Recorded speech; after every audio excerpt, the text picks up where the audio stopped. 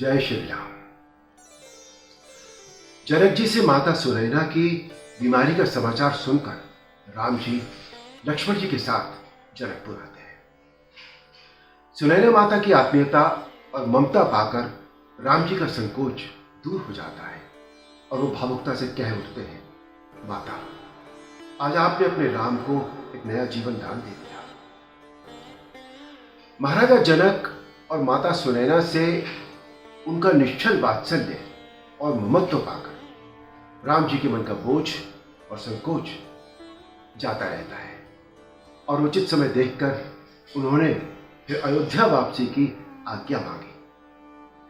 विदा करने से पहले जनक जी उन्हें अपने कुलदेवता के मंदिर ले गए और देव पूजा के बाद बोले, राम, आज मैं तुम्हें जीवन का एक मूल मंत्र देता हूं। जीवन में शुक्ल पक्ष और कृष्ण पक्ष दोनों का आना अनिवार्य है।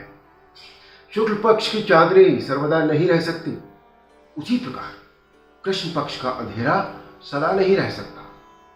काल का धर्म है बदलना, दिन को रात में और रात को दिन में। यही सोचकर मनुष्य को कभी हताश नहीं होना चाहिए। दुख के अंधेरों में मानव को अपने धर्म और कर्तव्य के प्रकाश से रास्ता बनाना चाहिए। यही पुरुषार्थ है, यही मानव कर्तव्य है और यही मानव आदर्श है। जनक जी का उपदेश और आशीष शिरोधार्य कर राम जी लक्ष्मण जी सहित अयोध्या वापस आ जाते हैं। इतनी विपरीत और दुखद परिस्थितियों में भी रिश्तों में संतुलन बनाए रखना कोई जनक जी और सुनैना माता से सीखे। यही परिस्थिति आज अगर किसी परिवार में बन जाए तो लड़की के माता पिता लड़के वालों का जीना मुश्किल कर देंगे। अयोध्या में गुरुदेव वशिष्ठ ने भी जनक जी के दिए हुए इस गूढ़ ज्ञान का समर्थन किया और राम जी को क्रियाशील होकर राजकाज में नए नए कीर्तिमान बनाने का परामर्श दिया। रात को जब राम जी विश्राम कर रहे थे, सोने से पहले राम जी के चरण दबाते हुए लक्ष्मण जी ने पूछा, क्या पूछा देखिए? भैया, सुमन जी कह रहे थे कि आप भगवान विष्णु का अवतार है और भाभी सीता महालक्ष्मी का अवतार है। आप दोनों भगवान हैं। राम जी कहते हैं, लक्ष्मण, समस्त प्राणी मात्र के अंदर भगवान की ही ज्योति प्रकाशित है। दिव्य दृष्टि से देखोगे तो तुम्हें पता लगेगा कि तुम स्वयं भगवान हो। राम जी कहते हैं, लक्ष्मण, समस्त प्राणी मात्र के अंदर भगवान की ही ज्योति प्रकाशित है। दिव्य दृष्टि से देखोगे तो तुम्हें पता चलेगा कि स्वयं तुम भी भगवान हो। इसी प्रकार आर्य सुमंत्र भी भगवान का ही रूप है। जब यह जान जाओगे तो सारी दुविधा मिट जाएगी। सब कुछ जानने के बाद भी मानव इतना दुखी क्यों होता है भैया?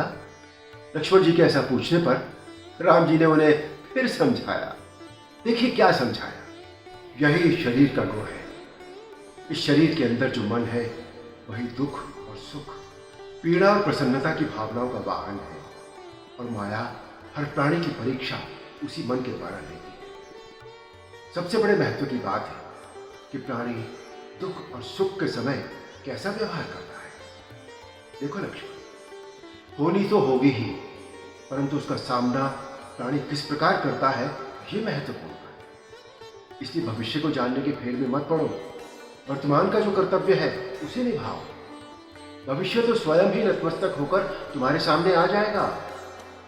होनी होकर ही रहेगी, पर हम अपने धर्म पर अटल रहे। इस प्रकार लक्ष्मण जी के बहाने राम जी ने सारी मानव जाति को धर्म और कर्तव्य का उपदेश दिया। मानव कल्याण और विश्व कल्याण के लिए राम जी की दी हुई हर सीख को हर इंसान को अपने हृदय में और अपने व्यवहार में धारण करना चाहिए।